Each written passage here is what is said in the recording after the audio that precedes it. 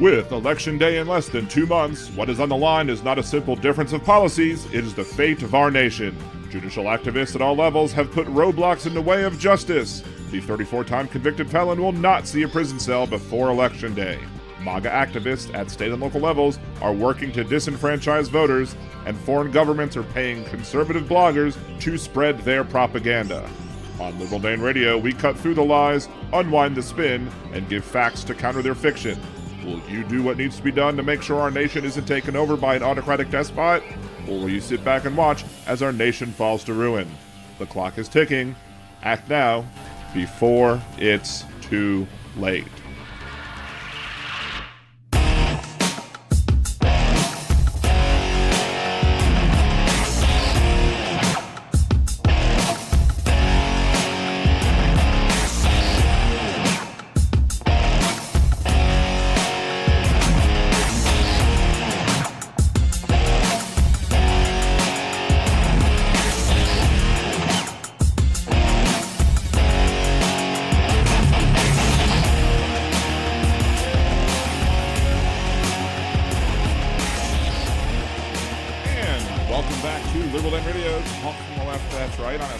Early 7:30 start time today. If you recognize the fact that there was no British woman saying your show will go live in 5 seconds, 4, 3, 2, 1, you'll realize that that probably means what you think it means is that Blog Talk Radio is down. And at least I don't know if it's down totally, but I can't call in, therefore I can't use the tools that Blog Talk Radio allows for. So it is what it is. And again, I can't use their soundboard because the site's down as well. F them. Oh well. No biggie. We will just make do as it is. Shouts out to the early joiners. Mad Mac, Jackie, Josh. We got Jolie, one half of the mod squad. Erin is doing a sleep study tonight, so send her your best. But she won't be joining us tonight. Steve from across the pond. CR, Kevin. Good to see y'all joining us as well. Yeah, we're giving it a little bit of an early start.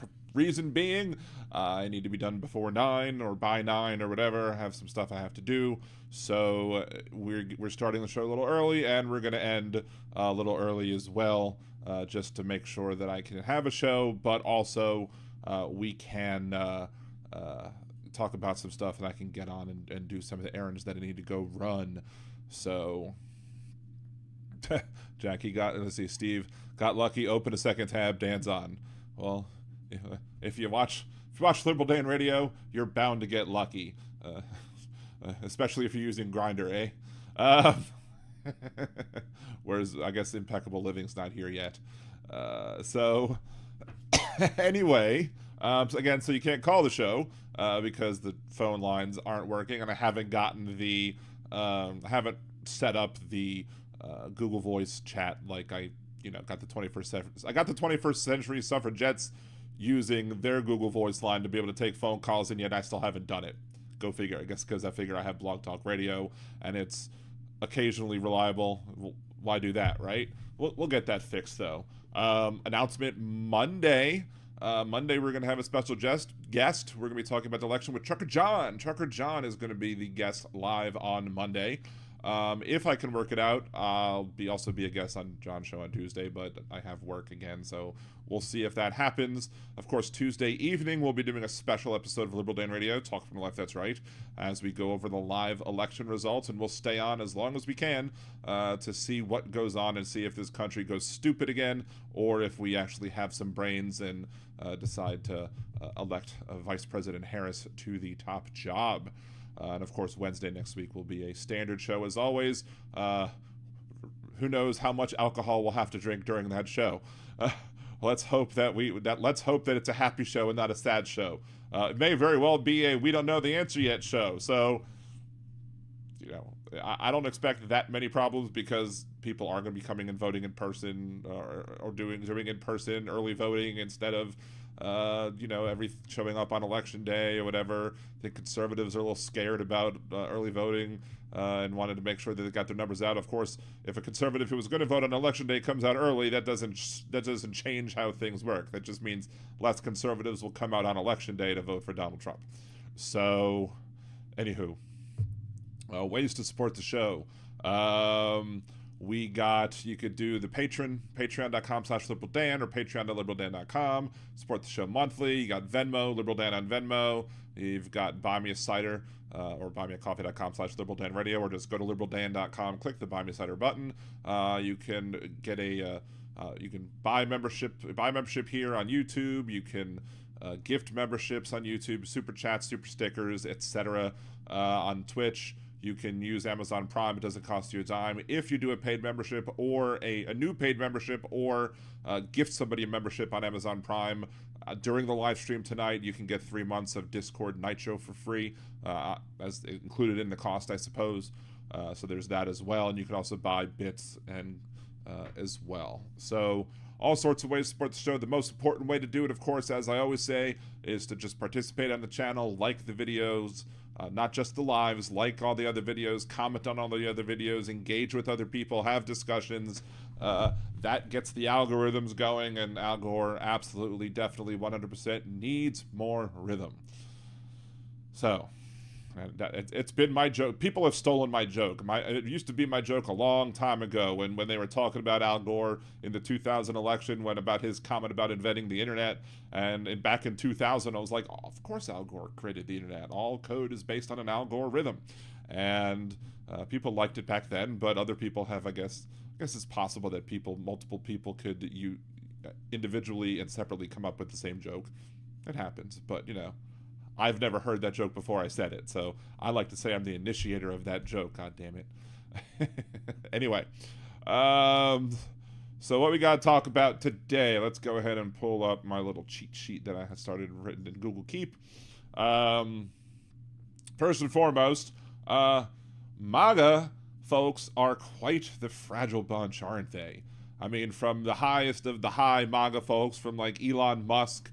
He's so fragile, he had to create a truck that was just as fragile as him.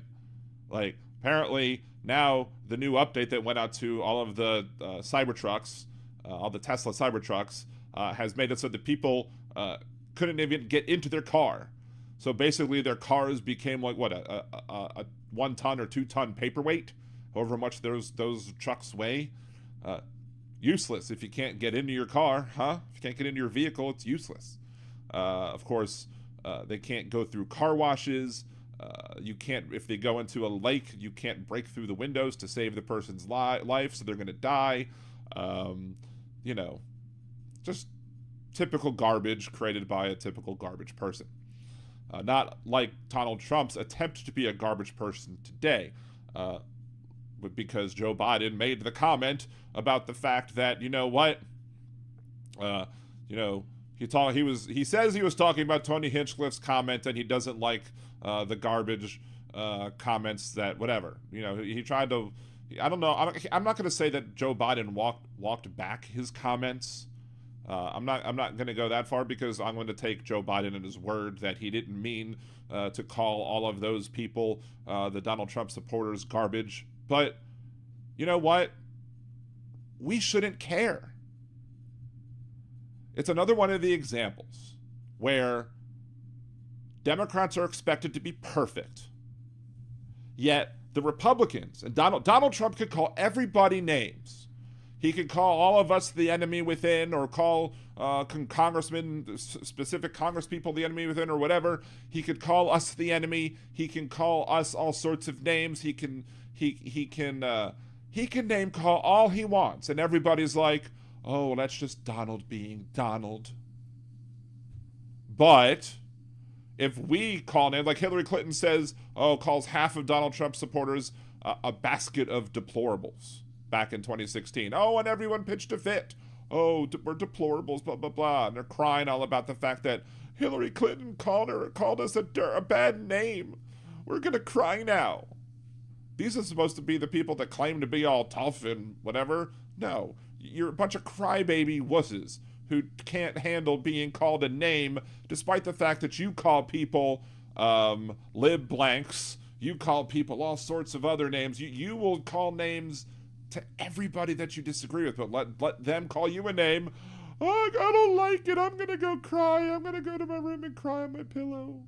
Like, it's really messed up. It's really a huge double standard. It's ridiculous. Let's see. Isn't it funny how the same people who like Musk like Rogan? I mean, Rogan is not great either. I mean, Sailor Gabby, I don't care what he called up. I'll flat out say, if you're still supporting Donald Trump after he did not apologize for Tony Hinchcliffe's comment. In fact, those comments were vetted and allowed to be on a teleprompter. You support Donald Trump after he preemptively blamed Jewish people for his upcoming loss next week. He, calls, Mexicans rapists and murderers. He calls people that march with Nazis good people. If you still like Donald Trump at this point, if you still think he's the best candidate in the election, yeah, you are garbage. There's nothing more I can say about it. You are what you are. Now, everybody, rolling back a second, let's not forget the fact that when Hillary Clinton called half of his supporters our basket of deplorables, she also referred to the other half of his supporters, which back in 2016 I could agree with, that these were people who were disenfranchised and disinfected with government, not disinfected. Disinfectant came later in the skin, according to Donald Trump. They were disaffected with government. They wanted to see change. They wanted to see something different, and she was willing to accept the fact that you put half of the supporters were just good people who had a difference of opinion, but the other half of the people, basket of deplorables. Hey, Rose. What can I say? I mean, I agreed with that statement. Of course, they took it to her saying that all of them were whatever. If you were upset about, if you were a MAGA supporter and you were upset about being called deplorable, you wouldn't be, because you would just, if you're not a deplorable, you should have been like, oh, I'm the other half of the people she's talking about. But of course, Donald Trump made it seem like she was talking about all of them because he lies for a living, and they trust Donald Trump with their lives, with everything. Donald Trump can do no wrong in their eyes. So, but at this point, with all the racism, with the sexual assault, with the sexual battery, sexual abuse, with his doubling down on the grab him by the hoo-ha comments during the deposition of the E. Jean Carroll statement, his stupidity. I mean, let's not forget about the stupidity of Donald Trump. Donald Trump is absolutely 100% grade A stupid. I mean, who signs a bill into law to make the mishandling of confidential documents a felony instead of a misdemeanor, punishable in prison of up to 5 years, and then mishandles documents? Who goes into a deposition where you're being civilly sued over your alleged sexual abuse of somebody, and then when somebody asks you when you talked about in the Access Hollywood tape, when you talked about this, about grabbing him by the hoo-ha, who is stupid enough to say, yeah, I meant it? That was his perfect opportunity to say, I was just kidding around. It was just locker room talk. I don't buy the locker room talk, but he could have just said it was just locker room talk. I don't really believe that. It was just me talking. It was inappropriate for me to say, but whatever. He didn't say that. He said, yes, he doubles down. Rich people have been doing it for millions of years, blah, blah, blah, blah, blah. Therefore, he's just admitting that that's something that he does. And that's frickin' stupid. He's a frickin' idiot. What's up, TV2 Live? Good to see you. So, if you're still voting for Donald Trump, after all of that, why shouldn't I think you're garbage? There may be some exceptions to that rule. I may know some individual people who, despite whatever, are voting for Donald Trump, but I can think of one or two in particular who I probably would still trust for other reasons other than politics. But that is the rare exception, and as they say, the exception proves the rule. Like, If she turned out that she was wrong and that they were going to come get me, she would come over to my house with her guns and defend me. That's probably, I would feel safe in saying that as a statement of fact. Still aggravates me that she's still going to vote for Trump. Or maybe she's not going to vote for Trump and she just says she's going to vote for Trump because she knows it gets under my skin. Who knows? But,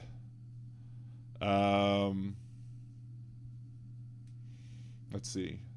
Big hook. Joe Rogan is addicted to keeping his audience happy and adoring. He brings one interesting guest per week, and then the rest are conspiracy gossipers and crude comments who come on to smoke weed on the air. I mean, there's nothing wrong with smoking weed on the air. I mean, more power to him for that. I used to like, Joe Rogan on several things. I think he was funny when he was on the Dave Chappelle show doing Fear Factor with, was it Tyrone Biggums or whatever? Let me tell you something, Joe Rogan. I smoke rocks. Like, that was hysterical. But Joe Rogan has since, hosted ridiculous conspiracy theory nutballs and have given them a platform without rebutting. That's the thing. If you want to allow two people on, or if you want to have somebody on and then rebut the silly, crazy things they say, fine, I'm not going to have a problem with that. But if you're just going to let them on and then agree with them, and then use your platform to allow them to spread their garbage without it being challenged, then yeah, I'm going to have a huge problem with that. So, see, Kevin, Sailor, MAGA really hit a big-time low with Kill Tony coming out and saying that they have garbage in the middle of the ocean. They called it Puerto Rico. Yeah, I mean, that would be amazing if Tony Hinchcliffe comments, if that's what causes Trump to lose, by him alienating Puerto Ricans in certain states where it's important, like, apparently Allentown is majority Puerto Rican, where they're living there in Allentown, and Donald Trump has put them down. Sorry. So they're gonna vote for Harris today, or on Tuesday. That's better. That would have been a better rhyme on Tuesday, or the end of the lyric. Yeah, Steve, Trump be all upset when Joe joked, lock him up. Trump, he can't say that it's illegal. Okay, sugar. Okay, exactly. That's like he's the hypocrisy is astounding on MAGA. I mean, it is a plethora of hypocrites of the week. Sometimes it's hard to choose one. Let's see. Ted Cruz is making stupid ads in Texas. You could have just said Ted Cruz is making ads in Texas, and we would have all known that the ads are stupid, but I'm wondering how much stupid he's double downing on this time. Joe Rogan is an alternative facts voice. Yeah, Joe Rogan definitely has alternative facts. Of course, I did call out Kill Tony, i.e. Tony Hinchcliffe. I was like, look, you went to a MAGA rally where these people do not have the ability to discern the difference between your jokes and things that you say that they believe are true. Because what he joked about and what they believe are true, the intersection is the complete set of two things. Because they believe all that stuff is true. They don't think it's just a joke. They don't think it's just humor. They honestly believe the things that Tony said. That's why Hillary Clinton called them a basket of deplorables. Right? And if you're still voting for that, why am I not going to criticize you? Look, people who are Republicans and conservatives bash me all the time for the fact that I like the Democratic Party, that I like Joe Biden, that I like Vice President Harris, especially much more than I like Donald Trump, which is a very low bar. But still, there's no politician that I agree with 100%. There are things that every politician has done that I disagree with, and we've talked about those things on the show before. But at the end of the day, Vice President Harris is going to be so much more better for the country, for oppressed and marginalized people, for the economy, for just the security of our nation, the economy. And I'll repeat the economy multiple times, because that's not the most important thing to me, but that's the most important thing to a lot of other people. And a lot of other people have been misled and duped into believing that Donald Trump is somehow going to be magically good for the economy. We have a good economy. The economy is very robust. It's doing better than many other places in the world, especially post-pandemic. We don't have as much inflation as everyone else. We're doing really well. individuals may be suffering, and individuals always suffering, and the person who's more likely to solve that is Vice President Harris, not Donald Trump. But Donald Trump's solution to everything is create a business, cash out the business for as much money as possible, and then let it go bankrupt. You can't do that with the United States of America. You can't declare bankruptcy with America. It just doesn't work. Now, he absolutely has enriched himself using government. He absolutely enriched himself. He sending all of his, foreign guests stayed at his hotels as a way, I guess, to curry favor with him. Whenever government traveled, they stayed at his hotels whenever possible. Bedminster, Mar-a-Lago. He forced, I believe, an Air Force plane to land in an airport in Scotland that wasn't even really supposed to be used to land the type of plane that landed there, just so they could stay at his Scottish, golf course or whatever. Of course, which of course means he gets more money. He's a con man, he's a grifter, he's a crook. And if you're still supporting him, I'm going to criticize you. And if it's okay for y'all to call us names, like LT or whatever you want to call us, guess what? We're going to call you names back. It's good for the goose, it's good for the gander.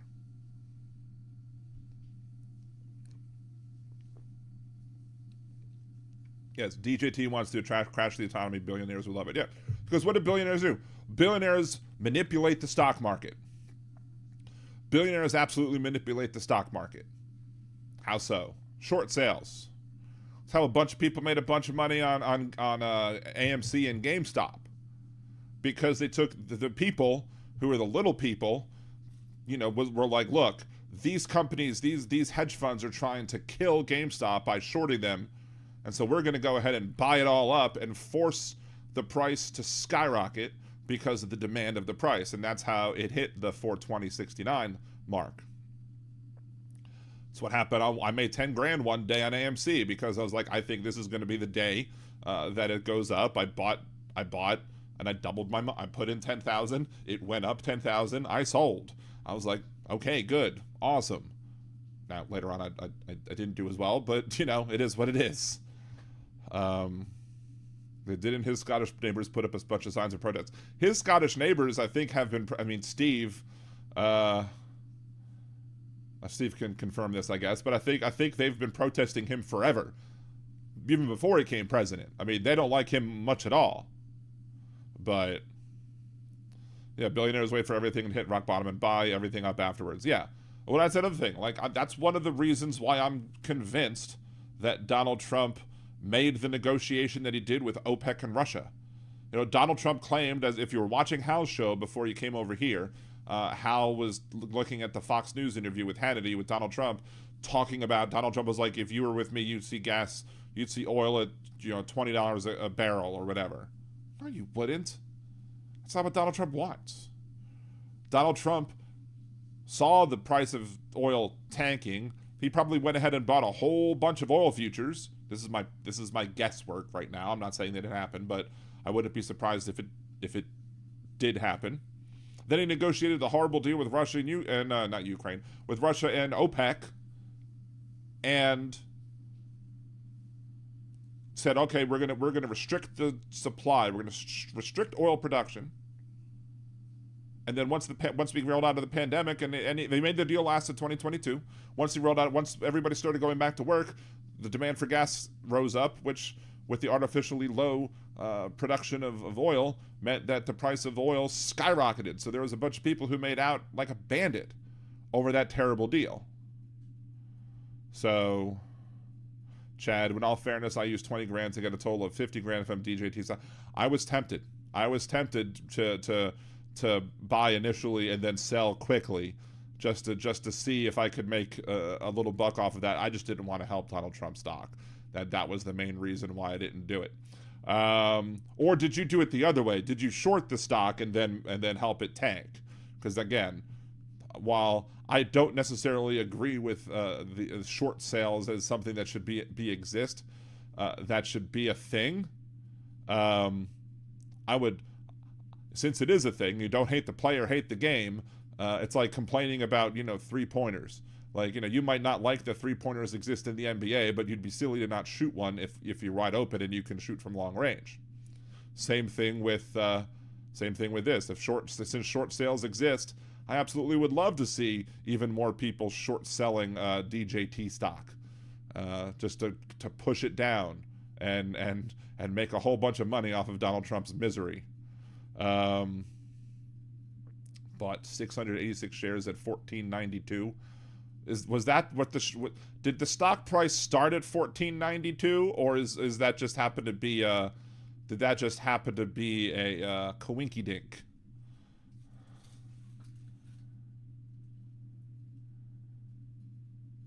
Wow. Good for you. It lost 20. Wow, it went down 20. Maybe that's it went. Chad started the sell off. That's what happened. Chad bought DJT at $14.92, sold it to 47, and that started the plummeting.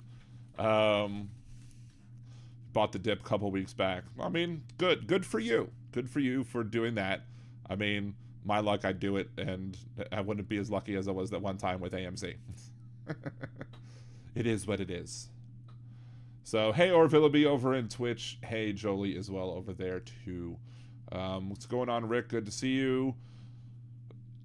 Dean, Hedge, Enemy, Wesley. Who else haven't I said hello to? If I haven't said hello, Dean. If I haven't said hello to you, hello to you. Again, just reminding everybody who might have came in late, Blog Talk Radio is crapping the bed today, so there's no phone calls today. We're just doing live chats, and we did start a little early just so I could head off by 9ish, or maybe a little bit early depending on when we finish talking about what we want to talk about today. I almost bought GameStop at 5 as well. I almost did. I had the money to buy it, and I almost did it, and that would have been amazing. Oh well, it is what it is. So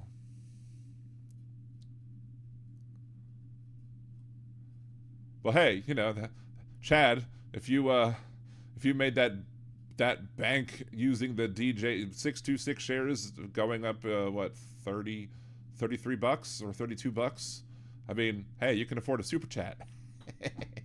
Just picking on you. Anyway,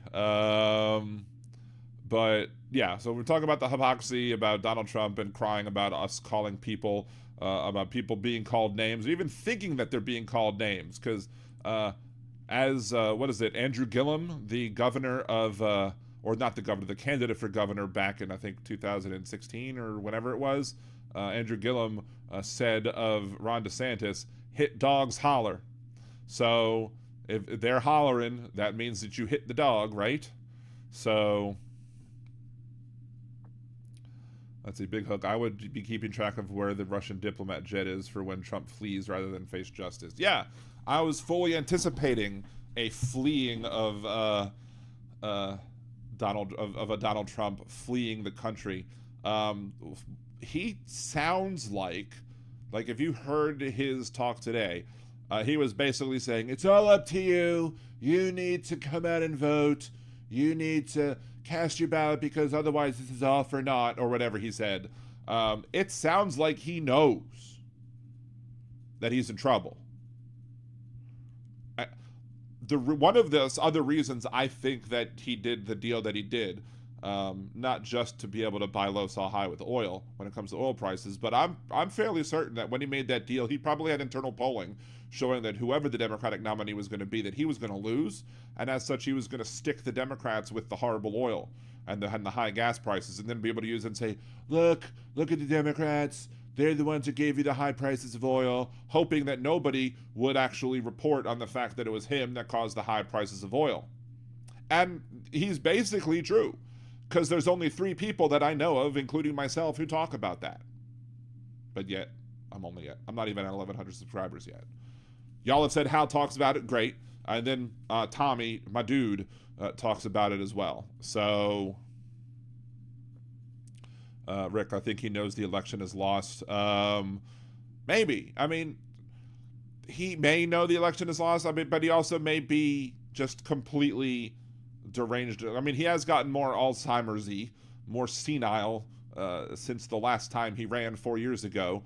His mental competency is just I don't know if you could even say person, woman, man, camera, TV anymore.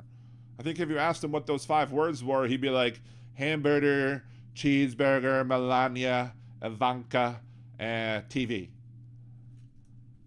So, oh, absolutely, he's going to try and steal it. That's what I would do. But here's the other thing about, before we go on to the next topic, which is, I've talked about this before, but it just, I don't understand why anybody takes him seriously, simply because of his use of the I have the best blank, nobody has better blank. Whatever blank is. He has the best, nobody has better. He's the smartest, nobody's smarter. He's the toughest, nobody's tougher. He's this, nobody's that. You know, nobody else is this, or nobody does this as well as he does. Like, can you find a new line? Like, can you like, it's a very, like, kindergartner type argument. It's a very simplistic argument to say that, and it's not even based on any truth whatsoever. Even though he has Truth Social, what he says is not, it's just, it's ridiculous how he uses that over and over and over again, and nobody on his side, at least none of his supporters, roll their eyes and be like, ugh. Like, remember 2004? John Kerry kept on saying, I have a plan. And then he never say what the goddamn plan was. Like, I got tired of it. I mean, I did not vote for him, but at least I was vocal about it. And I was like, would you please just tell me what the goddamn plan is? Instead of just saying, I have a plan. Like, we don't know. I don't believe you that you have a plan. And that apparently the American public didn't believe him either because they didn't vote for him. Why did they vote for him? Because they probably got tired of the fact that he kept saying, I had a plan, and never said what the damn plan was. Now, of course, Donald Trump says he has a concept of a plan when it comes to healthcare, and that, you know, is also ridiculous. But when he says, and then he'll probably, again, if somebody asks him what the concept of the plan is like, I have the best plan for healthcare. Nobody has better plans. What is it? It's a concept of a plan. But nobody has a better concept of a plan than me. I have the best plans. Right. Hegemony. Like you've never seen. That's the other thing. Like you've never seen. We're going to have, you know, food, oil prices like you've never seen. Yeah, oil prices like you've never seen are going to go up. Business leaders have basically come out and said today that it would be impossible for them, based on his tariff proposals, it would be impossible for them to keep prices low. They will have to raise prices. They're going to have to raise prices on goods whenever he implements those stupid 200% tariffs that he wants to put on. And I don't know if he believes, in reality, I don't know if he believes that it's the other countries that pay the tariffs, that it's not the consumers in the United States that will pay the tariffs. He may very well not believe that. He may very well know that that's not true, but it doesn't matter if he believes it. What matters is that he can convince his supporters to believe it.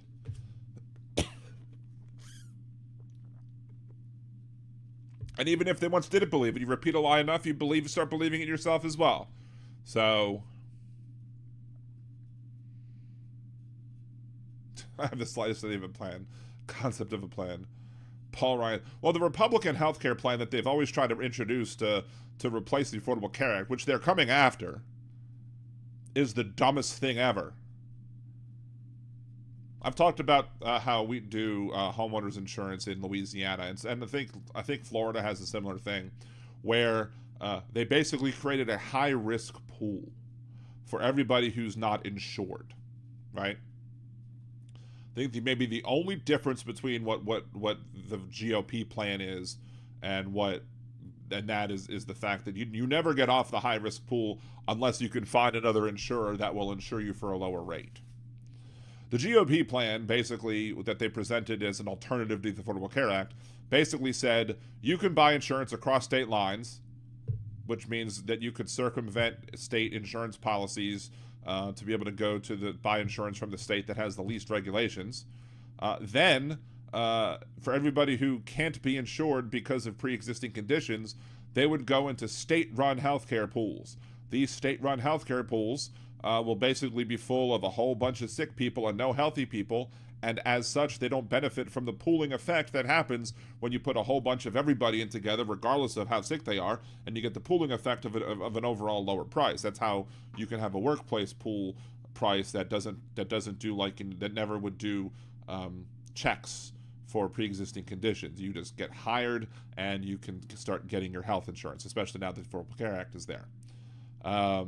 What the Republicans wanted to do is they want to basically say, we're going to shove you into these high-risk pools. Then maybe after being on these high-risk pools, you could, and you have insurance, you can then and have your pre-existing conditions that have now been covered. Maybe you can flip over to these ones. But I'm sure at that point they would change the law and say, no, you're just going to stay in the high-risk pools, which is going to make it which is just going to make it a giveaway to the insurance companies. Because the insurance companies are basically going to only insure healthy people, and once you're sick, they drop you with rescission, and then you're stuck going under the high-risk plans, and you have to pay more money out of pocket before you even get to your deductibles and your copays. It's a horrible plan, and it's not even a plan. It's a horrible concept of a plan. So Trump believes fools rush in and will vote for him and start a civil war, ensuring his exit to Russia. Grand bargain. Maybe. Jan, I want 100% Medicare. Absolutely, I'm all for Medicare for all. I'm pissed off. I was pissed off at Chris Matthews when Elizabeth Warren was talking about her health care proposal, basically giving people Medicare for all. And what happened? He kept on saying, well, aren't you going to have to pay more in taxes? Well, yeah, but you're not going to have to pay premiums or co-pays or co-insurance or whatever. Or if you do, they're going to be minimal.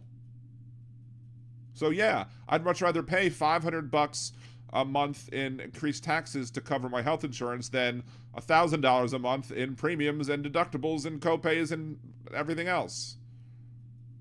It's absurd. What's up, Alton Gillespie? Good to see you. Wesley, they charged folks $375 for not health care. The reason that's the case, the reason why you had to pay a penalty for not having health care is because if you have to deal with anti-selection. What does that mean? So anti-selection or adverse selection sometime in the insurance field is basically when if you have the ability to wait to buy insurance until you need it, then people are going to opt to do that.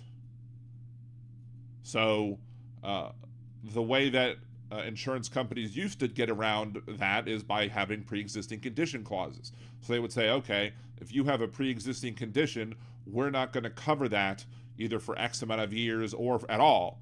So, which encourages you to buy insurance as soon as you need to, because, you know, if you can get insurance as soon as you can, if you get insurance as you can, then you get sick, then they can't complain that you waited and you didn't spend money on the insurance plan, you know, until, you know, basically it becomes a medical discount plan at that point.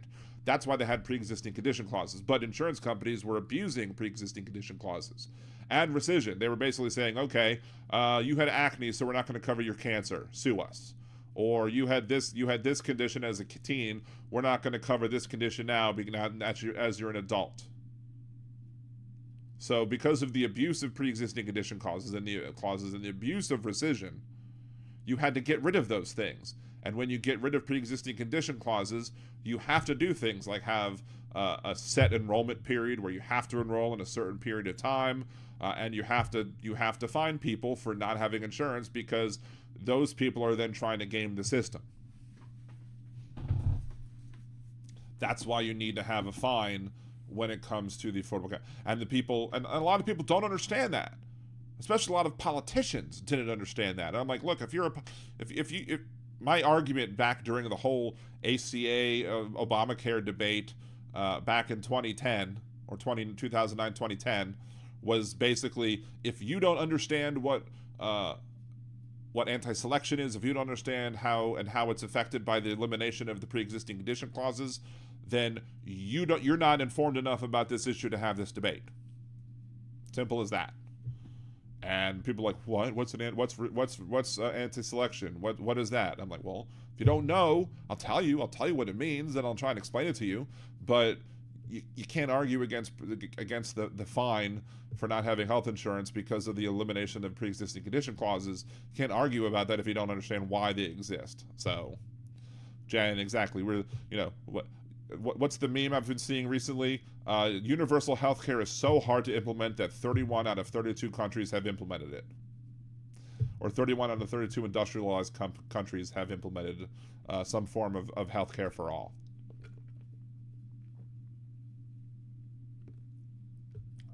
Look at Florida beaches. People still have no homes. October 9th was the storm 30 days ago soon. Oh, it's Adlo. Look at that. No, Adlo. Trump will not be our president next week. Period. Joe Biden will be our president next week and the week after, and will be president until January 20th, 2025. There is no changing of the guard on election day. It's not how it works. So, yeah, correct. Pool of money supports others to make claim. But that's the thing, though. With Florida, Florida has the Florida Citizens Plan, and the insurance is so expensive because you don't allow pooling to take place. And we've basically have given away the house to the insurance companies. It used to be, if you had insurance, it would cover all damage, whether that damage be fire, casualty, flood, hurricane, wind, etc. They covered all of it. At some point, these insurers were like, well, we don't want to cover flood insurance anymore. So what did they do? They started the National Flood Insurance Program, and they allowed the private insurers to get out of the flood insurance business, give away to the insurers. If you wanted to have the insurers cover some loss, they should be required to cover all loss. My flood insurance in my house has gone up from like $400 a year to like $900 a year. Just saying. Now, what we've done is we've said, like states like Louisiana and states like Florida have basically said, okay, well, we're going to allow you to come in and do business in the state, but we're not going to require that you insure everybody in the state. We're going to let you pick and choose who you want to insure. So they basically can cherry pick all of the good areas, all of the safer areas, the areas that are, less likely to get hurricane damage or less likely to suffer from harm from the storms that are inevitably coming. And so the other people who are said they get told, no, we're not going to take your insurance. Well, guess what? Those people now have to get stuck on Citizens. But Citizens, so that makes Citizens, the Citizens Insurance Company, only insuring the high-risk people. Well, again, you don't get pooling effects like that. You need to offset high risk with low risk in order for insurance to work. By allowing insurance companies to not sell to the high-risk people and allowing them to only sell to low-risk people, that means that you're going to end up having another giveaway to these insurers. And then a lot of the changes that came from the previous legislative session after Governor Landry was elected, they allowed these. It used to be that if you sold a policy to an individual in the state of Louisiana, that you had to insure them for 3 years. Had to. Now, they got rid of that. So someone can sell you a plan and then be like, nope, I'm out. Again, another giveaway. They can basically say, okay, we're gonna insure you while we think it's safe, but now that we don't think it's safe, we're gonna run.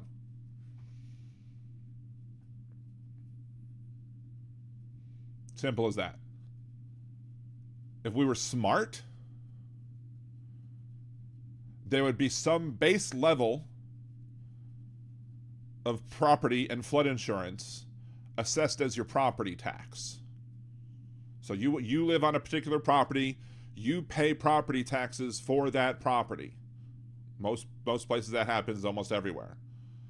Put on top of that property tax a base policy that covers flood, that covers wind, hail, named storms, etc. And then, so everybody has to pay it. And because everybody's paying it, the price goes down. So it makes it more affordable for everybody. Now, if somebody wants to buy additional insurance to cover, like, non-necessities or maybe the items in your house, then maybe you could sell additional insurance on top of that. But it's just an idea. I just came up with it just now. So, oh Jesus, what's Adlo is saying? It's good enough to know that Harris will never be. I'd love to see you come back when she wins and hear you cry. So sure Trump wins, I will stake all I own. Will you now? 100. So you only own $100? Wait, you're gonna stake all you own, but you only own $100? I'm sorry, dude. I would never make a bet with somebody who was down to their last $100. I'm just too moral that way. Sorry. Anyway. Adlo, that's so great, so Christian of you. Sell all that you have and follow me, Jesus. Oh, yeah. I mean, it's one of the things that is shocking about individuals who claim to profess to be Christians, but they aren't giving away all of their worldly possessions and selling it to redistribute the wealth to the poor. Acts 4 and 5 specifically states that when you sell your property, that you have to take all the proceeds from that purchase, from that sale, and redistribute it to the flock, so that the needy can have what they need to survive. Literally, that's in the Bible. Acts 4 and 5. Look it up. But to them, when government says let's tax a little bit of what you get from your sale, and then help feed the poor, heal the sick, y'all are like, that's socialism. Wait, Bo, are you saying to me it does? You said, Bo, it does not. Are you gonna make me look up Acts 4 and 5 right now?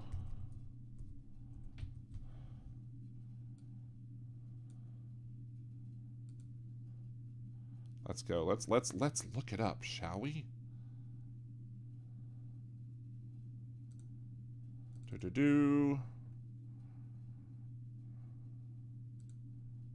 Bible Gateway.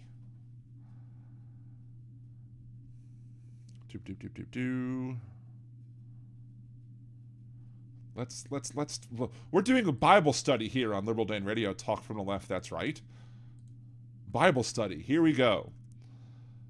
This is end of Acts 4. The believers shared their possessions. All the believers were in one heart and mind. No one claimed that any of their possessions was their own, but they shared everything they had. With great power, the apostles continued to testify to the resurrection of the Lord Jesus. And God's grace was so powerfully at work in them all that there were no needy persons among them. From time to time, those who owned land or houses sold them, brought the money from the sales, and put it at the apostles' feet, and it was distributed to everyone who had need. Joseph, a Levite from Cyprus, who the apostles called Barnabas, which meant son of encouragement, sold the field he owned, and brought the money and put it at the apostles' feet. Now, go to 5. Ananias and Sapphira.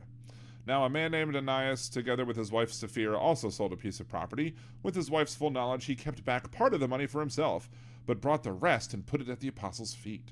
Then Peter said, Ananias, how is it that Satan has so filled your heart that you have lied to the Holy Spirit and have kept yourself some of the money you received from the land? Didn't it belong to you before it was sold? And after it was sold, wasn't the money at your disposal? What made you think of doing such a thing? You have not lied to human beings, but to God. When Ananias heard this, he fell down and died, and great fear seized all who heard what happened. Then some young men came forward, wrapped up his body, carried him out, and buried him. About 3 hours later, his wife came in, not knowing what had happened. Peter asked her, Tell me, is this the price you and Ananias got for the land? Yes, she said, that is the price. Peter said to her, How could you conspire to test the Spirit of the Lord? Listen, the feet of the men who buried your husband are at the door, and they will carry you out as well. At that moment she fell down at his feet and died. Then the young men came in, finding her dead, carried her out, and buried her beside her husband. Great fear seized the whole church and all who heard about these events. So yes, basically, when, according to Acts 4 and 5, if you don't give everything from the proceeds of the sale of your land to be redistributed to the poor and the needy, the punishment for that, according to the Bible, is death. Sorry, bruh. I'm a Jewish person, and I know the Bible, I know your Bible better than you. Amen, hallelujah, praise the Lord. So, now the Old Testament says tithing at 10%. This is y'all's New Testament. I don't believe this stuff. I'm a Jewish person. I don't believe in the Greek Testament or the New Testament, if you will. That's not my jam. However, it's y'all's. Y'all don't. That's the thing. Christian conservatives, at least, because conservative is hypocrisy is the conservative prerequisite. They will preach about the Bible. Bible says this. Bible says that. Y'all don't even know what the Bible says. Clearly, in black and white, on the screen, you saw it. The Bible clearly says that according to the Christian Bible, you are required to sell all of the proceeds take all of the proceeds from the sale of your property and redistribute it to the poor and the needy. And if you're not doing that, you're lying to God. Shame on you, Adlo. Shame on you. But yes, I do agree with everybody who says that we should not be mixing God and government, and I believe that. I don't believe that we should be having that be the law of the land. I don't believe that the law of the land should be whenever you sell your property, all of the proceeds should go to the poor and the needy, and if it doesn't, you should die. That's not what I believe politically. Politically, I believe that if you happen to sell your land and it's worth more than a certain amount, like whatever the estate tax is, or what the estate tax exemption is, then, you have to give a little bit in taxes, and that helps to pay other people's necessities. Help people survive. That's what,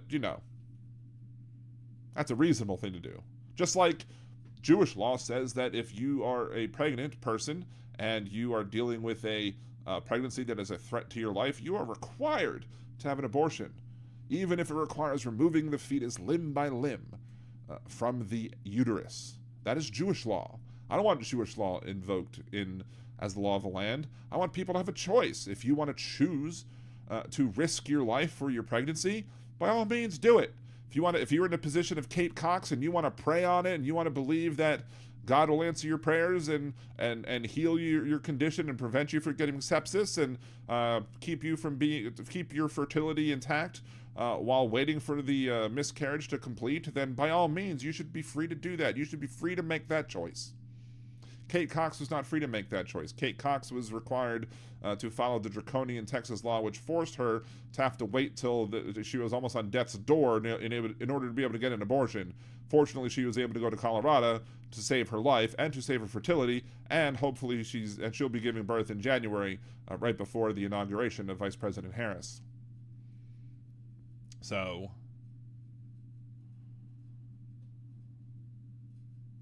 in God we trust, all others pay cash. Yep. Religion is very much a part of this struggle against Christian nationalism. It is. Big Hook. Oh God, a Jew who understands the Bible better than these faux Christians. Yep.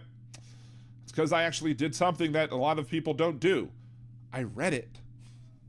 I can't say that I was the first person, and I didn't come across this, uniquely. Other people had said it too. If someone who I used to think was a friend of mine was very big on Acts 4 and 5 and bringing that up, and I went and read it and confirmed that what he said about the text was true, and then happily and giddily bring it up to the people who decry socialism yet claim to be conservatives. That was very wrong. What, the Kate Cox thing? Yes, 100% agree, if that's what you're talking about. Hedge enemy, but I thought Adlo was an 80-plus-year-old Jewish Holocaust survivor. Maybe. So, look, if I said that wrong, if Adlo really is a Jewish person, and I tried to assert that this was his Bible, then okay, fine. I take it back. I'm fully able to admit that I'm wrong, but Adlo was trying to say that the New Testament, Acts 4 and 5, doesn't say that, when it clearly does. So, Acts 5 is a testament to the raw and unfiltered early days of the church. The severity of Ananias and Sapphira's punishment underscores the sacred nature of truth within the Christian community. I'm krong, everybody. Hey, Seha, what's going on? Oh, wrong. Okay, you corrected yourself. Um, it's still a requirement in there. Yes, you should tell the truth. So basically, you're saying, okay, so if you're saying that the message here from Acts 4 and 5 is not that you should give away all of your stuff when you sell your house, but instead it's that you should tell the truth, and if you don't tell the truth, you die. Why hasn't that happened to Trump yet? Right? So if that's really the message, just saying. I'm not saying that he should. I'm not saying it should happen. I'm just saying that's the message that is saying. And there are a lot of people out there who claim to be Christians who have not embraced the importance of truth telling. I cannot rightly divide God's word. You mean divine God's word? Are you Catholic now? Because that's the difference between Catholicism, and one of the differences between Catholicism and Protestantism is that according to Protestantism, you're free to be able to read the Bible and read the Old Testament and New Testament and then determine for yourself what it means for yourself. Whereas under Catholicism, you have the belief that the magisterium of the church is the only one who's able to divine the words that are written in the holy texts, and therefore you have to listen to the priests and the Pope as to what they say the word of God means, because you're not trusted to believe it yourself. Again, a Jewish person knowing more than Christianity than most Christians. So, we need John Fugelsang for this. I would love to have John Fugelsang on my show. That'd be great. Yeah, the Trump Bible. Everyone should get the truth from the Trump Bible. I'll sign it, and I'll put the Declaration of Independence and the Bill of Rights and the Constitution and Mein Kampf and all the and Art of the Deal and the Bible. It's all going to be in one big book, the Trump Bible. So, what's up, Chuck John? Good to see you. We've been going on for at least an hour now, which is, I haven't even gotten to the main point, and I need to get done in a little under a half hour or so. It shouldn't take that long, but we've been having fun. I have no spiritual knowledge. Okay. Seems to me that everybody seems to think that I'm right, and you're the only one who's the dissenter, so there you go. Oh no, the Dodgers are losing again? I hope the Yankees don't come back and win this crap. I hate the Yankees. The Yankees are terrible, and Yankees fans are even worse. Like, who does that? If you haven't seen the play where was it Mookie Betts was going up to try and catch the ball, and then the Yankees fan literally grabbed the glove and tried to pry the ball out of his hands, out of his glove, with his bare hands. Like, what the hell's wrong with you, dude? Although every time I've seen that, which is funny because I think I brought this other thing up on the show maybe last week sometime. The funny thing about it is on every article that I've seen that picture where they were trying to pry open the glove, I've basically said, is that Jeffrey Mayer all grown up? Because Jeffrey Mayer was the 13-year-old kid at the Orioles-Yankees playoff game who reached into the field of play and caught the ball that should have been called fan interference. It was going to be caught by Tarasco, the Orioles outfielder, but for some reason the umpire was frickin' blind, and we didn't have instant replay back then. And it was plain to see that had that kid not, interfered with the play, the Yankee would have been out on the fly ball. But instead it was called a home run. There was no instant replay at the time, and that completely changed the game and the series. So yeah, I've looked and then what happened, that everyone congratulated the little brat ass kid who interfered with the play and ruined the game. And there are people who are Yankees fans who are probably cheering and clapping for this idiot too. Even though I don't think it changed the outcome of the game. I think the outcome, because I think the call was made correctly, and we now have instant replay, so even if it wasn't made correctly, they could have fixed it. And apparently they've given, I think, the tickets that were being used to a cancer patient and a kid and the family, so good for them for doing that. But still, this is why I'm not a fan of the Yankees. New York 5, LA Dodgers nothing. Ugh. Mike Judge finally hit a home. Or is it Mike Judge? Mike Judge, I think, is South Park. Aaron Judge. Yeah. Mike Judge hit a home run. Yeah. Well, that was cool. Sorry. Idiot and all of his friends got kicked out, of course. Petty expensive for half an inning. Pretty expensive for half an inning. Yeah, pretty much. Oh, wait, that happened in like the first inning, too? I didn't know that. Holy crap. That's crazy. Anyway. See, Trump ate too far from Judgment Day. That's why, maybe that's why Donald Trump moved down from New York to Mar-a-Lago, because it's hotter, so he wanted to get used to hell while you know, wanted to get used to the hot temperatures when he goes to hell. So, oh, Adlo, you will be soon. The roundups are coming, and you wonder why we call people like y'all deplorables. I mean, that is a deplorable statement right there. The roundups are coming? Yeah. Okay, dude.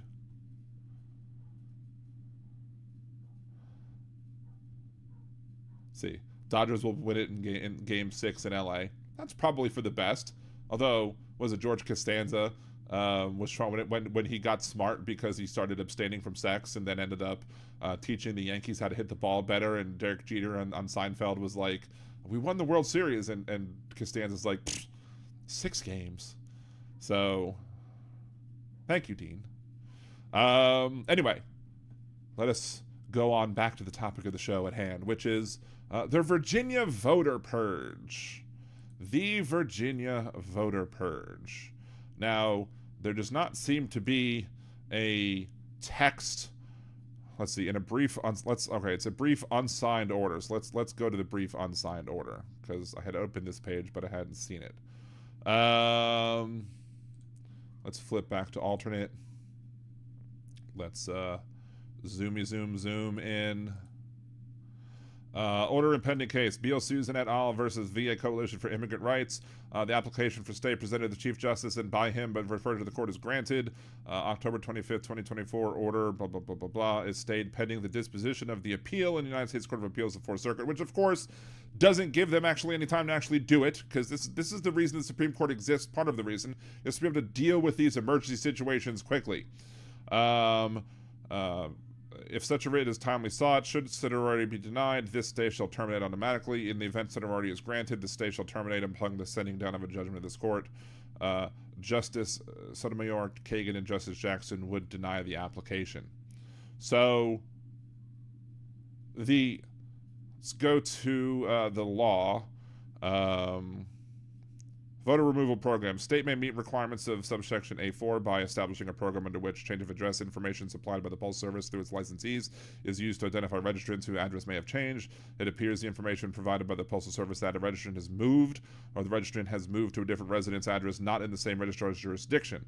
State shall complete, not later than 90 days prior to the date of the primary general election for federal office, any program for the purpose to systematically remove the names of ineligible voters from the official list of eligible voters.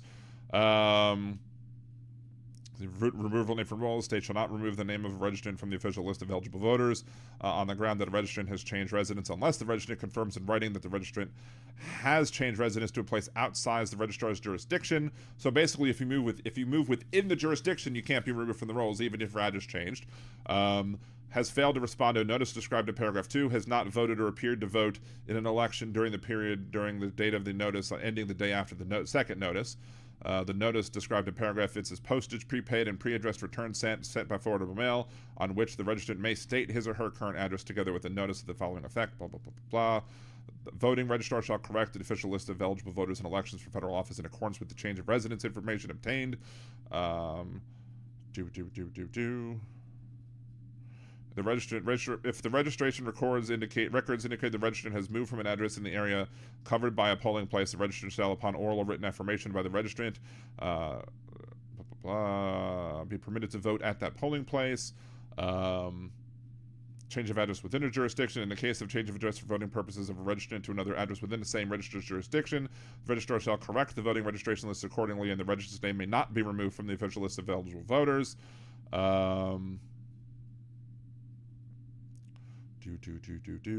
So yeah, so you're not allowed to take people off the rolls within 90 days of an election. But yet the Supreme Court has decided that it's going to allow the state of Virginia to do just that. Why? Because the Supreme Court is in the pocket of Donald Trump. That's one of the many reasons why it's important to reject Donald Trump. Because we reject because we don't want to have a president who the Supreme Court is in his pocket. You cannot have a president that's how he becomes dictator on day one. You have a Supreme Court that's already said he's immune from damn near everything, especially on anything pertaining to that involves communication within the Oval Office, because all that is privileged and can't be subpoenaed. Then you have, if he wins the presidency, then you have the House and the Senate, which most likely would then both be controlled by conservatives, and the Republicans in the House and the Senate are not going to question anything that Donald Trump does. So he's going to be a de facto dictator on day one. That's as he wanted to be. But again, the rules are clear, but for some reason the Supreme Court has said, nope, we're not going to. We're gonna stay this ruling, and we're going to allow the purge to continue. Despite the fact that there are people who are included in this purge who are citizens of the United States of America. One Virginian whose registration was canceled despite living in the state her entire life called the purge a very bad October surprise. High Court, over the dissents of 3 liberal justices, granted an emergency appeal from the Virginia Republican administration led by Glenn Youngkin. The court provided no rationale for its action, which is typical in emergency appeals. The justices acted on the Virginia appeal after a federal judge found that the state illegally purged over 1,600 voter registrations in the past 2 months. The federal appeals court had previously allowed the judge's order to remain intact. This is all because Donald Trump has, had fear of people who are illegal immigrants, according to them, voting in elections, which can't happen. It doesn't happen. It's never affected any election by supposedly people who are not supposed to vote to be able to vote. Youngkin defended himself by saying, if you were wrongly removed from the polls, you could just we have same-day registration, so you can just register again. You shouldn't have to. You shouldn't be forcing people to jump through hoops to legally cast a ballot. You shouldn't be illegally removing people from the ballot and from the rolls in the first place. And if you shouldn't be as a justification to say, well, if we happen to get some false positives, they can just go vote again, or they can go register to vote yet again. You shouldn't have to. Every eligible voter has the right to cast their ballot and have their vote counted. This ruling does not change that, says campaign spokesman Charles Lutvack. Our campaign is going to make sure every eligible voter is eligible to vote. That's not true, because you're removing non-eligible voters from the vote, from the rolls. The eligible person, Rena Shaw, the first person, thinks she may have forgotten to check a citizenship box on a form when she was updating her voter registration. So an updated voter registration, and nobody caught, and maybe it was a mistake that nobody caught. There was somebody else, blah, blah, blah, blah, blah. Another example is Nadra Wilson, lives in Lynchburg, Virginia, told NPR she got swept up in the purge. I was born in Brooklyn, New York. I'm a citizen. Wilson said before showing her American passport as proof of citizenship. Project Democracy said that this program removes eligible voters. Virginia has not presented any evidence of non-citizens participating in elections because there is none, and is actually eligible Virginia voters that have been caught in the middle of the election subversion scheme. Remember back in the year 2000? In the year 2000. Remember back then when they cast a wide net and purged a whole crap ton of voters in Florida, and that's how George W. Bush was able to steal the election in the year 2000. I noticed no Democrats raided the Capitol that day, but that's what they do, because Republicans can't win fairly or legally, so they have to manipulate the rules. They have to purge eligible voters from the voting lists in the hopes that they're not able to. Now, fortunately, we do have laws for people who are wrongly purged to be able to cast things like provisional ballots, but the provisional ballot laws often don't require the state to give a provisional ballot that includes the state issues. It's only the federal issues on the federal ballot, which is one of the reasons why we didn't have the tolls on our bridge in New Orleans continue, because there was a highly divisive toll issue where the difference of votes was like 500 or something, or maybe even less. And the number of people who had to cast provisional ballots in the area that was covered by that vote was 1,000, and those 1,000 people did not cast votes on the local issues, only on the federal issues. And the attorneys against the tolls were basically like, well, just throughout the entire election, because 1,000 people couldn't cast a ballot on this one issue, when they could have done something more simply, which is get the 1,000 people who wanted to vote and only cast a provisional ballot, and then ask them to give them the opportunity to vote on this particular issue, and let that be the end of it. And if the tolls lose, the tolls lose. If tolls win, the tolls win. No need to throw away hundreds of thousands of legally cast ballots. This is in 2012, I think it was. Simply because you don't like the outcome of the election. But that's what Republicans do. They want to toss votes if they don't like the outcome of the election. They want to touch voters so they will be more likely to like the outcome of the election. But here's the deal. Here's the deal. You don't see many people who are, not legally registered to vote casting ballots. Why is that?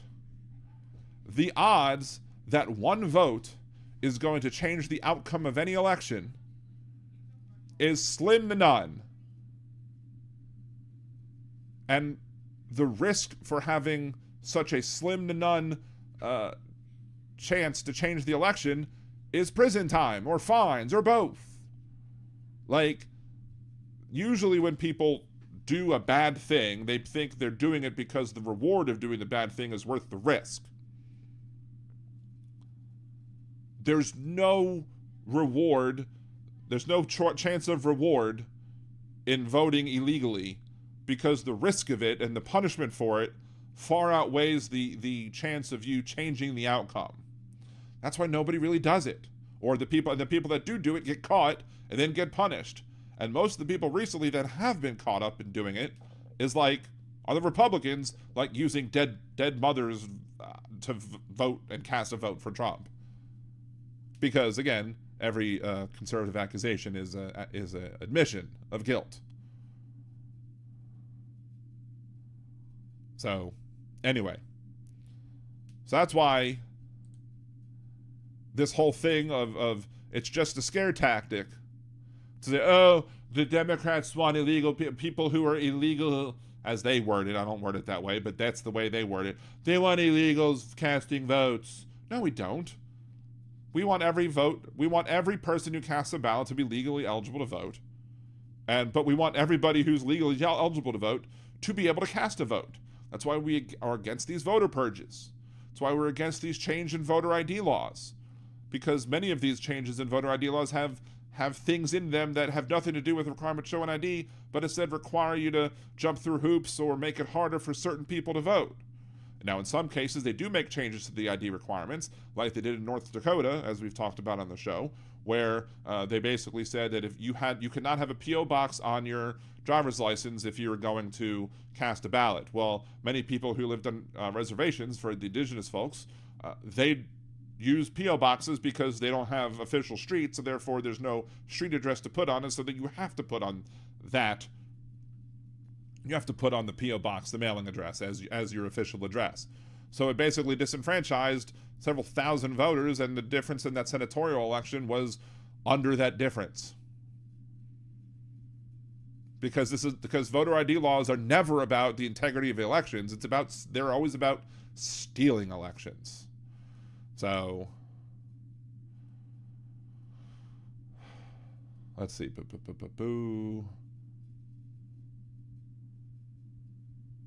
Let's scroll back up and just kind of see where we're getting play-by-play in the chat by Trucker John. All right, did you hear that they're trying to reboot King of the Hill where Bobby is a grown-up? What in the hell? Oh, damn it, Bobby's all grown up. Did he take on the propane and propane supplies business? Oh, damn it. Anyway, I don't like calling that a reboot. That should just be a sequel. Not a reboot, a sequel. It's not a reboot. That frustrates me. See, I don't understand why the World Series has so many games. Why can't they just play one game? Ideally, I think in many sports you'd want to have multiple games because one game doesn't necessarily provide you who the best team is. The ability to win best of 3, best of 5, best of 7 shows the better team. Now you can't do that in football because, well, it would be too rough on people. It would last far too long, and the football games are only one and done pretty much as well. But so that's why it doesn't happen for football or for football, i.e. soccer. But yeah, that's why you have to have so many games, is because it really gives you a better idea of who the better overall team is. Because a team isn't just one pitcher. Your team has multiple pitchers, like 3 to 4 starting pitchers, usually 4, and you want to be able to have all of those pitchers pitch to showcase all the talent that you have as a team, and to be able to win against multiple of their multiple defenses based on who the pitcher is. That's why it's a good idea to have the World Series being best of 7 and other playoff games be best of 3, best of 5.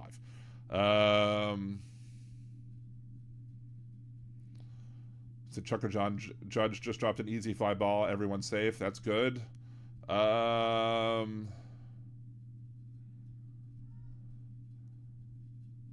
See, not sure this. Can't stop line and blah, blah, blah. Nick Rich is my Canadian mod. I didn't realize that. That's awesome. I knew it was Canadian. I didn't realize he was your mod. Kamala holds 3 degrees, political science, economics, and Juris Doctorate. Kamala has served in all 3 branches of government, legislative, judicial, and executive. It's one of the many reasons why she's qualified.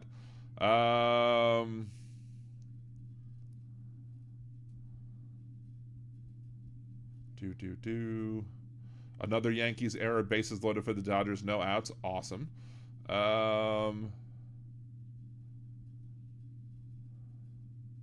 See, football games only once a week. Baseball plays multiple days a week. Yeah, there you go. No need to watch the baseball game. John's giving us the scoop. If Trump disenfranchised everybody voter but white men, he might still lose. Maybe, although he does poll much better with white men than he does anybody else, which is the problem. So, Youngkin vetoed every single thing the legislator passed. He is a fascist too. Well, of course he is. Let's see. Gonna go Dodgers. Blah blah blah blah blah. Oh, for some reason I'm not scrolling. There we go. It's the Paul Wench 1980 Gugu syndrome. Why did I scroll too far?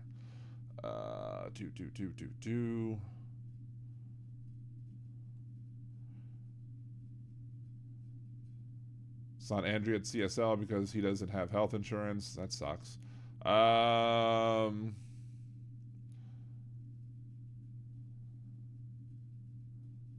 Thank you for the comment, Dean, about the good analysis. Was that about the sports or about something else? Sorry I wasn't around yesterday. I was standing in line for hours to see Kamala back at the monument because the crowds gave me anxiety. I'm at the back of the monument because crowds gave me. I was like 75,000 people. Much more people than showed up for Donald Trump's inauguration, that's for sure. And that's a crazy thing. Donald Trump was like, talks about, I have the biggest crowds, nobody has better crowds. Vice President Harris gets a bigger crowd, all the conservatives start making excuses as to why the crowd was bigger. Again, can't have it both ways. Well, they try to, but you can't. Hey, Cynthia from Texas, good to see you. I would love to see Texas flip. I don't know if it's reasonable to think that, but I'd love to see Ted Cruz lose. I'd love to see Vice President Harris ride that coattail, if that's how the coattail would work in Texas, and to be able to take over that state. We need Sherrod Brown to win in Ohio. I don't think Vice President Harris is going to win Ohio, but hopefully Sherrod Brown could pull off that win. We need Tammy Baldwin to win. We have a bunch of stuff to happen. Freddie Freeman just knocked in 2 runs. Dodgers trail 5-3 in the 5th. Awesome. Tio just knocked 2 more runs, tied now 5-5. Yes. F the Yankees. Come back on J6 2025 and might get wild. Well, that's what Donald Trump said. I'm sure he'll say it again. January 6th to Electric Boogaloo. Anyway, so I pretty much have covered everything that is I wanted to cover on the the voting, and how there is no benefit. There's no real benefit for casting an illegal ballot because the punishment is far worse than the punishment for it is far outweighs whatever benefit you think you might get from it. That's why nobody does it. So that's why all of this mass, even if you go to the Heritage Foundation site, there's a Heritage Foundation site that's basically says, hey, this is all of the voting election fraud type cases that we've seen in the past like 30 to 40 years. And you can search it.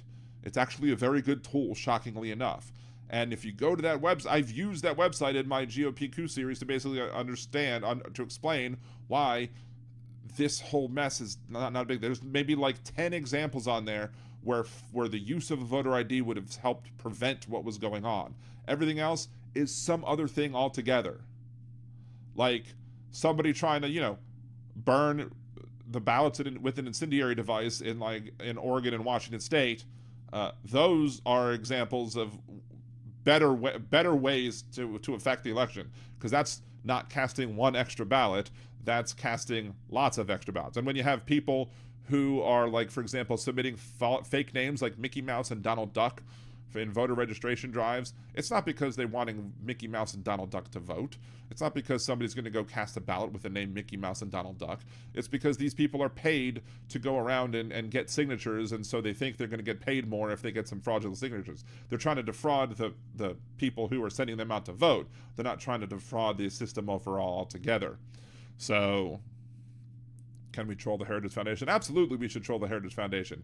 I'll just say that tool that they created is a good tool to help prove that the problem that the Republicans are complaining about is not really a problem, which is great to be able to use their information against them. It's why whenever I talk about Donald Trump and his horrible deal with oil and OPEC and Russia, I use the Fox Business site, because I can then point and say, oh, it's Fox Business saying it. So most conservatives will be like, oh, well, I can't really argue with that. It's not MSNBC, it's not NPR, it's not all the usual suspects that they like to blame. It's Fox Business. Now, there are some people who think that Fox Business or Fox News is terrible because they think they've gone too liberal, especially once they called Arizona for Trump before anybody else did, and they were right. But, it is what it is. Anywho, stop trying to defraud the voters. Well, that's what the Republicans want to do. But yes, actually should stop them. So I'm going to go ahead and stop the show now, simply because I've covered the topics I want to talk about, and I need to vamonos. So we will be back on, I can't do the outro, so Twitch is going to end abruptly and hard if you're over on Twitch. Most people on YouTube, though, will still have the outro song as normal. But again, I will be here Monday. If something big happens, I will try and do a show, although I'm very busy from Friday through Sunday. If something big happens, I will try and do an extra show, but unless something big happens, we'll be back Monday. Tucker John will be on Monday as our special guest to do some election analysis and commentary. Tuesday we'll be live. I'll be here instead of on Nerdy Dan, which to talk about the election results as the results come in. And then Wednesday, of course, we'll either have a happy show, a sad show, or what the hell's going on show. So thank you very much. Y'all have a great one. See you later. Peace out.